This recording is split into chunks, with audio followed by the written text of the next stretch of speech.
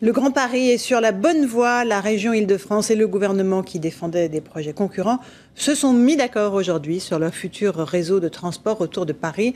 Un accord qualifié d'historique est présenté par Maurice Leroy, le ministre de la Ville, et par Jean-Paul Huchon, le président de la région Île-de-France. Seule l'opposition des Verts est venue troubler l'enthousiasme général. Le reportage Valérie Nataf et Patrick Delporte.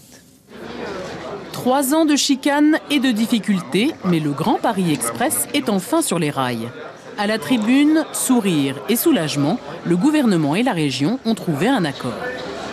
Aujourd'hui, avec Jean-Paul Huchon, nous pouvons dire qu'effectivement une page historique s'ouvre pour le Grand Paris. Parce que nous engageons pour 20 ans sur des montants d'investissement jamais atteints pour les transports collectifs. Une nouvelle requête de métro automatique et un plan de modernisation des transports existants. Investissement 35 milliards d'euros, dont 32 milliards et demi en infrastructures. Un financement qui n'est pas assuré, selon les écologistes, grands absents au ministère de la Ville.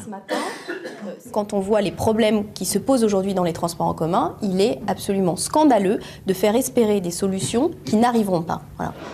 La question du tracé semble réglée à 95% avec un rééquilibrage vers le sud et l'est de la capitale, place désormais à l'architecture.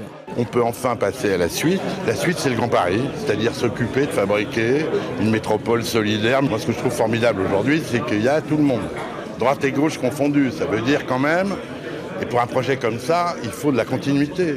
Et donc, on ne peut pas être totalement victime perpétuellement des échéances électorales. Un projet attendu par 11 millions d'habitants de la région Île-de-France, avec un enjeu littéralement capital.